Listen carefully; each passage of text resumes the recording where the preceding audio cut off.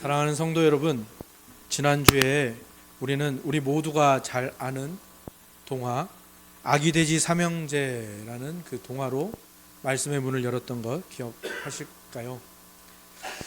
거기서 우리가 함께 나누었던 것은 그거죠. 세상의 상식은 우리에게 그렇게 얘기합니다. 좋은 재료로 튼튼하게 집을 지어야 안전하다. 이거는 우리가 부정할 수 없는 세상의 상식이죠. 그런데 하나님 나라에서는 이러한 세상의 상식을 무시하지는 않지만 그것보다 훨씬 더 놀라운, 그것을 훌쩍 뛰어넘는 복음의 진짜 능력이 나타난다고 했습니다. 절대로 튼튼한 집의 재료가 될 수 없는 지푸라기 같은 존재들이 모여서 영광스러운 예수 그리스도의 몸, 예수 그리스도의 교회를 이룬다라는 사실이죠.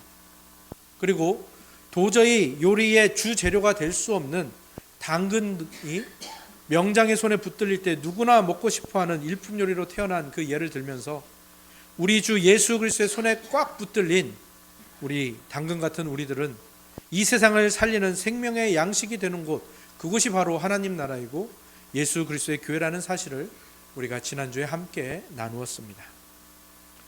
오늘도 여러분들이 익히 잘 알고 계시는 동화 하나와 함께 말씀을 시작해 보려고 합니다. 오늘 함께 생각해 볼 동화는 벌거벗은 임금님이라는 동화입니다. 다 아시죠? 내용을 잠깐 설명드리면 옛날 어느 나라에 사기꾼, 직조공, 그 옷을 만드는 사람 2명이 나타납니다. 그리고 배틀로 막 천을 짭니다. 아무것도 없는데 천을 짠대요. 그러면서 이게 새로운 마법의 옷감이고 이것으로 마법의 옷을 만들었다라고 사기를 치는 거죠.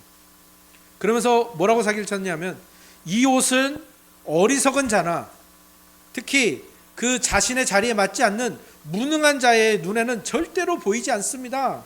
오직 지혜롭고 유능한 사람, 그런 사람 눈에만 보입니다 라고 했더니 여기에 임금님이 홀랑 넘어갔습니다. 그래서 이 가짜 옷, 있지도 않은 옷을 정말 비싼 은금을 주고 사서 입고 뽐냅니다. 그리고 사람들에게 보여주기 위해서 거리를 행진하죠. 근데 이 임금님만 넘어간 게 아니라 온 나라의 신하와 백성들이 다 자신이 무능하고 어리석게 보일까봐 임금님 옷이 너무 아름답습니다. 왕이시여 옷이 참으로 멋집니다 하며 이 거짓의 물결에 동참했다는 것이죠. 그리고 이제 왕이 그렇게 벌거벗은 채 온 나라를 행진을 하는데 갑자기 동네에 순수하고 때묻지 않은 한 아이가 나타나서 그 거짓의 침묵을 깨트리죠. 임금님이 벌거벗었대요. 그제서야 임금님도 모든 사람들도 자신의 부끄러움을 깨달았다라는 교훈이 있는 동화, 벌거벗은 임금님이라는 동화입니다. 근데 사실 이 동화만큼 사도 바울이 지금 자신의 영적인 아들이요 제자인 디도를 보내어 목회하게 했던 이 그레데 섬의 사회와 그레데 교회의 뼈아픈 현실을 기가 막히게 잘 표현해주는 이야기도 없을 것입니다. 그레데라는 곳이 어떤 곳이었습니까? 오늘 본문 중에 12절을 보시기 바랍니다. 12절을 보시면 그레데인 중에 어떤 선지자가 말하되 그레데인들은 항상 거짓말쟁이며 악한 짐승이며 배만 위하는 게으름뱅이라 하니, 그레데는 거짓말이 숨쉬는 공기이고 문화이고 분위기인 곳이었다라고 합니다. 오죽하면 당시에 그레데인처럼 행동한다라는 이 단어가 동의어가 뭐였다고 했습니까? 거짓말하다라는 단어와 동의어고 그렇게 쓰였습니다. 그런데 이 사람들의 거짓말을 하는 정도가 어느 정도였냐면 오늘 그 12절에서 보면 그레데인들이 거짓말쟁이다라고 하지 않고 거기에 어떤 단어를 붙여넣습니까? 항상 거짓말쟁이다. 이게 무슨 말인가 하면요, 여러분 우리가 이게 자기도 모르게 거짓말할 때가 언제입니까? 뭔가 위기를 벗어나고 싶을 때, 그죠? 변명하고 싶을 때 자기도 모르게 거짓말하잖아요. 또는 어떤 이익을 잃고 싶지 않을 때 거짓말을 하잖아요. 보통 그런 때 거짓말을 하는데 이 그레데 사람들은 언제 거짓말을 했다는 거예요? 항상. 이 항상이라는 말은 무슨 말인가 하면요, 그냥 위기 상황을 모면하는 그런 때도 거짓말을 한 거는 물론이고, 굳이 거짓말을 할 필요가 없는 상황에서도 반사적으로 거짓말을 했다는 거예요. 자연스럽게 거짓말을 했다라는 뜻입니다. 그러니까 지금 이 그레데 사회가 얼마나 심각하게 병들어 있었는지 짐작이 가는 단어이죠. 그런데 성도 여러분, 그레데 사회만 그런 게 아닙니다. 이 그레데 교회 안에도 그 거짓의 문화가 그대로 들어왔고요. 그레데 교회들이 그렇게 영적으로 병들어가고 있었다라는 사실입니다. 우리가 지금 디도서를 살펴보고 있는데요. 우리가 디도서 전에는 어떤 성경을 살펴봤죠? 디모데 전후서. 그 전에는 갈라디아서. 그 디모데 전후서가 도착했던 그 에베소 교회나 갈라디아서가 도착했던 그 갈라디아 교회들, 이 교회들이 공통적으로 겪고 있는 문제가 뭐였습니까? 거짓 교사들이 다른 복음을 전하는 것이었죠. 거짓 교사들이 침투해서 다른 복음을 전하고 거기에 성도들이 속아 넘어갔다라는 것이 공통적인 문제였습니다. 근데 한번 생각해 보십시오. 그렇게 보통의 평범한 도시에 있는 교회조차 거짓 교사들이 그렇게 득세하고 판을 쳤는데, 아예 거짓말이 일상이고 문화이고 공기인 그레데의 교회에는 어땠겠습니까? 그렇습니다. 세상 그 어떤 교회보다 거짓 교사들이 침투하고 뿌리내리기가 너무너무 쉬운 그런 토양을 가진 것이 바로 이 그레데 교회였다는 것입니다. 그래서 바울은 이 디도에게 이 그레데 교회가 더 이상 거짓에 놀아나지 않도록, 다른 복음에 놀아나지 않도록 이 거짓 교사들의 정체를 폭로하고 있는데요. 10절을 보시기 바랍니다. 그레데 교회에 침투한 거짓 교사들의 정체를 세 가지로 폭로하고 있죠. 첫 번째는 뭡니까? 불순종하는 자들. 두 번째는 헛된 말을 하는 자들. 세 번째는 속이는 자들. 이 세 가지는요, 거짓말을 다른 표현으로 한 거예요. 하나님의 말씀인 성경을 거짓으로 피해가는 것을 불순종한다고 표현한 거고, 성경에 없는 말을 그럴싸하게 지어내는 것을 헛된 말이라고 하는 것이고, 자꾸 이상한 것을 가지고 와서 성경을 보지 못하게 성도들의 눈을 가리는 것이 바로 속이는 것이죠. 그리고 그 세 가지 모습의 거짓말이 종합적으로 그리고 아주 철저하게 그리고 치밀하게 계획돼서 나타난 것이 그 다음에 나오는 할레파라는 단어에 담겨 있습니다. 할레파는 뭡니까? 할레파가 주장하는 게 뭐였죠? 예수 그리스도를 믿는 믿음으로 구원받지, 여기까지는 인정해요. 그런데 그것만으로는 모자라. 우리가 갈라디아서 함께 나눌 때 나왔었죠. 그것만으로는 모자라. 거기에 뭐가 더해져야 된다는 거예요?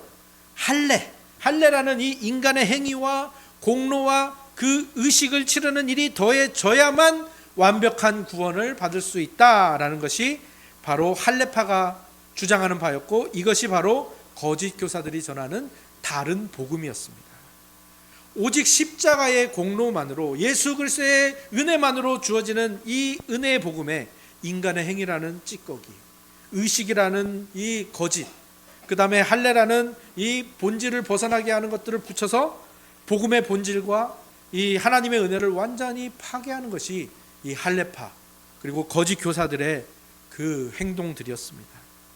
마치 벌거벗은 임금님에게 임금님 이 옷을 입어야 지혜로운 사람입니다 라고 속였던 것처럼, 이 할례파들은 이 할례라는 옷을 입어야 구원을 받을 수 있습니다 라고 없는 옷을 있는 것처럼 속였고, 이 그레데 사람들은 거기에 홀라당 넘어갔다라는 것이죠.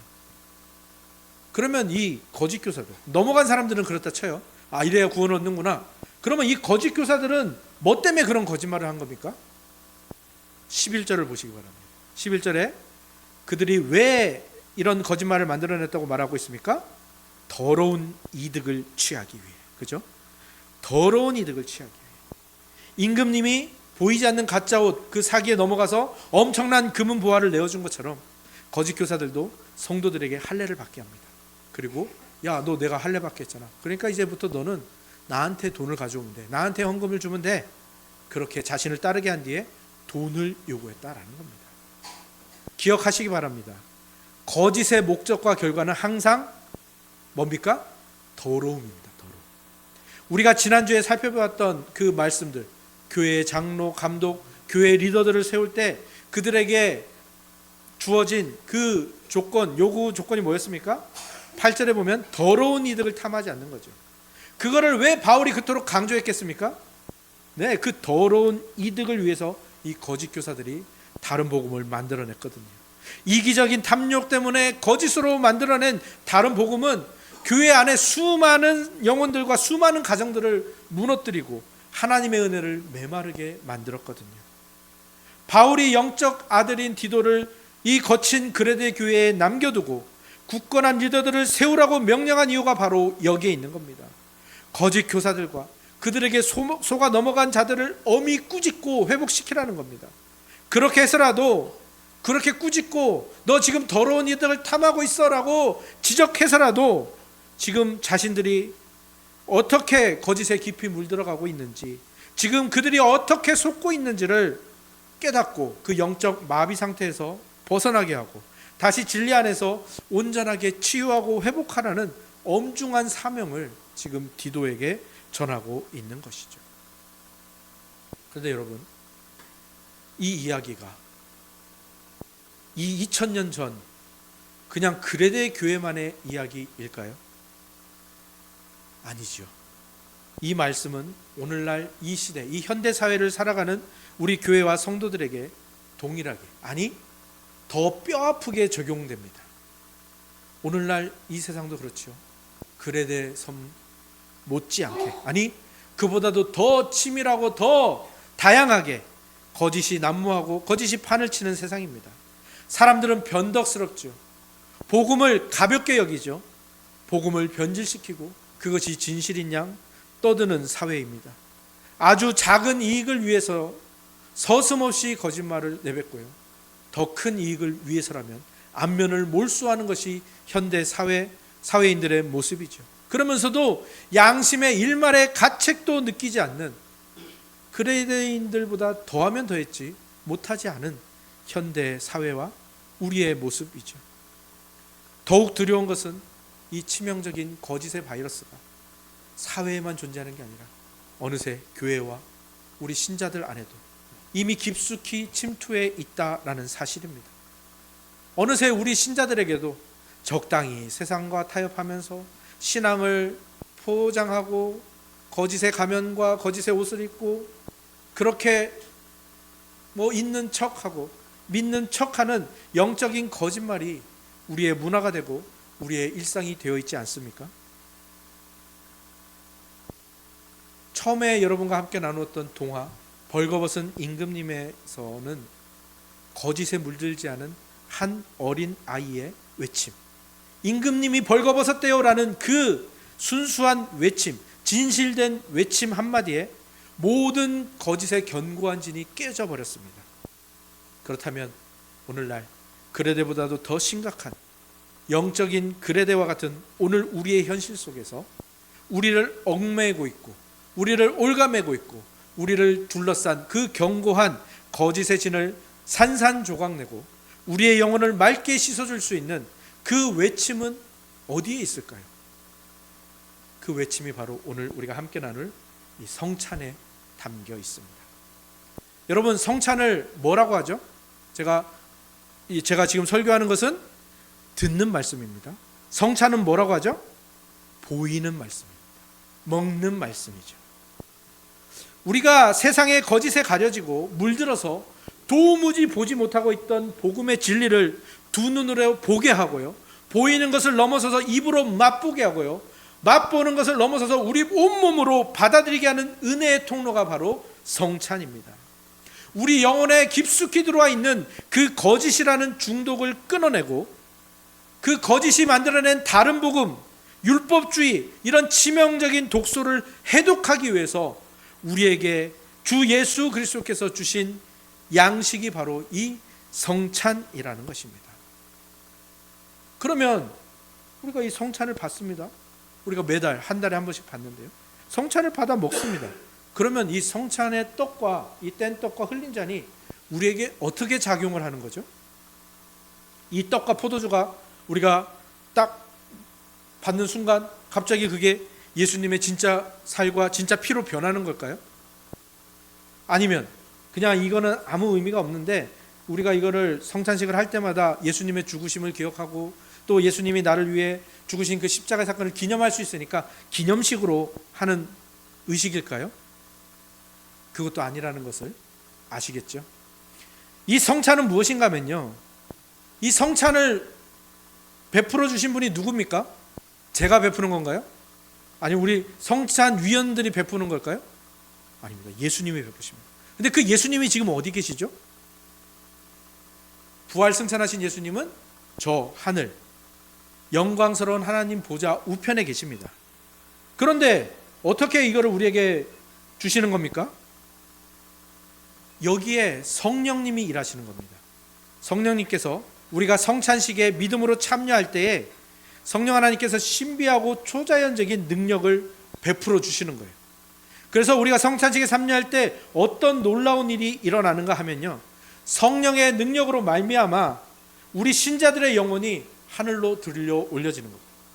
그래서 보좌 우편에 서 계신 예수 그리스도와 참되게 만나고 온전히 연합하게 되는 겁니다. 그래서 우리가 믿음으로 이 작은 떡을 먹고 그 다음에 이 작은 흘린 잔을 마실 때 우리 신자들은 실제로 그리고 영적으로 하늘에 계신 예수 그리스도의 살과 피를 비롯하여 그분의 모든 생명과 구원의 혜택과 그분이 가지신 진리와 말씀 그 모든 것을 온전히 받아 누리게 되는 겁니다. 그래서 이 성찬을 받은 우리는 거짓된 세상을 이길 수 있는 것이고 가장 진실해질 수 있는 것이고, 그래서 이 은혜의 성찬이야말로 우리가 거짓의 옷을 벗고 진실한 신자로 살아갈 수 있는 확실한 방법이라는 것입니다. 그리고 이거는 어디와 대척점이 있습니까? 거짓 교사들이 내뱉는 이 헛된 말, 속이는 말, 거짓의 말, 불순종하는 말과 대척점에 있는 가장 진실된 하나님의 확증, 보이는 말씀이 바로 이 성찬인 것입니다. 거짓 교사들의 말은 어땠습니까? 야, 너 이렇게 해야 하나님이 기뻐하시고 하나님이 너에게 구원 주시고 너의 구원이 흔들리지 않을 거야. 네가 할례도 해야 되고 율법도 지켜야 되고 뭐 절기도 지켜야 되고. 그래서 보면은 이 거짓 교사들의 말은요, 굉장히 화려합니다. 듣기 좋은 수식어로 가득합니다. 그런데 그 안은 어떻습니까? 그 실체는? 그 안에는요, 생명도 없고요, 진리도 없고요, 그냥 거짓으로 텅 비어있는 그런 말이죠. 그런데 성찬은 어떻습니까? 보기에는 어떻습니까? 너무 조그만 떡, 어떻게 이거 먹고 배부를 수 있어? 너무 조그만 잔, 어떻게 저게 우리의 목을 축일 수 있겠어? 저게 어떻게 우리의 생명이 되겠어? 하는 정말 보잘것없는 작은 떡과 목을 축이기도 힘든 작은 양의 포도주에 불과하지만 그 안에는 무엇이 담겨 있다고요? 영원한 생명의 실체가 담겨 있는 겁니다. 이것이 세상의 거짓과 대항하는 유일한 무기입니다. 거짓 교사들이 전하는 가짜 복음은요, 입술로는 하나님을 시인하는 척합니다. 하지만 온몸으로, 행위로는 이 하나님을 부인하고 있죠. 그러니까 역겨운 위선으로 가득합니다. 하지만 성찬은 완전히 다릅니다. 성찬은 십자가에서 이미 확증된 하나님의 사랑, 역사적으로 그거는 이미 못 박혔습니다. 역사적으로 이미 끝난 사건입니다. 그렇기 때문에 아무도 바꿀 수가 없죠. 그 이미 확정된 하나님의 사랑, 그 변함없는 사랑과 그 하나님의 진실하신 은혜, 그것을 작지만 우리 신자들의 시각과 미각과 촉각을 통해서 우리 눈앞에, 우리 온몸에, 우리 영혼 깊숙한 곳에 너무나도 생생하게 입증해 주는 진실이고 진리죠. 거짓을 이길 수 있는 유일한 힘. 거짓 교사들의 마음은요, 더러운 이득을 향한 탐욕으로 완전히 부패했습니다. 안타깝게도 세상의 거짓에 넘어간 우리의 마음과 양심 또한 똑같습니다. 알게 모르게 더럽혀져 있고요, 부패했습니다. 그렇기 때문에 우리는 이 성찬으로 나아가기 전에 뭘 해야 될까요? 자기를 살피는 일이 필요합니다. 왜 성찬을 2주, 3주 전에 광고하고 여러분에게 성찬이 있음을 알립니까? 준비하는 기간을 가지는 겁니다. 자기를 성찰하는 겁니다. 왜? 내가 엄청나게 더러워져 있거든요. 오늘 주보 칼럼에 제가 묵도에 대한 이야기를 써놨죠. 묵도가 바로 그러한 과정입니다. 매 예배 때마다 뭘 하는 겁니까? 거룩하신 하나님 앞에서 하나님과 대면할 때 벌거벗은 내 영혼, 더러워진 내 영혼을 돌아보며 그냥 항복하는 겁니다. 잠잠히 침묵하며. 묵도 때는 그 어떠한 목소리도 내지 않는 겁니다. 그래서 하나님 앞에 항복하며 고백하는 거죠. 성찬 앞에 설 때도 마찬가지입니다. 우리는 성찬을 통해서 무엇을 바라봅니까? 십자가에 달리신 예수 그리스도의 실체를 정면으로 마주 보는 거예요. 그때 우리는 어떻게 됩니까? 그 예수님 앞에서 그냥 우리도 모르게 고백이 나오는 거예요. 예수님, 제가 이렇게 더러워졌네요. 제가 세상의 거짓된 문화에 이렇게 많이 동참해 있었고요. 그 더러운 이득을 탐하면서 제가 이렇게 오염되어 있었네요. 그 양심을. 그래서 저는 하나님께 갈 수 없어요가 아니라, 하나님, 예수님, 내 양심이 이런데 이걸 어떻게 해야 될까요? 그 십자가의 빛 앞에 정직하게 내어놓는 겁니다. 그럼 어떻게 됩니까? 예수님께서 이 성찬을 통해서 내가 너에게 주고자 하는 것이 바로 그것이다. 너가 그 거짓의 옷을 벗고 예수 그리스도로 옷 입는 것이다. 내가 너에게 베푼 십자가의 구속의 은혜가 바로 그것이다. 그리고 오늘 성찬을 통해 그걸 다시 한번 확인하라 라고 예수님이 말씀해 주시는 겁니다. 믿음으로 나와 연합해라. 믿음으로 그리스도를 옷 입어라. 너가 십자가의 보혈로 양심이 깨끗하게 된 신자니라. 하나님의 아들이니라. 너는 그 어떤 정죄함도 없이 담대하게 감사함으로 하나님께 나올 수 있고 이 은혜의 식탁에 나올 수 있다라고 예수님이 여러분에게 도장을 찍어주시는 겁니다. 명심하십시오.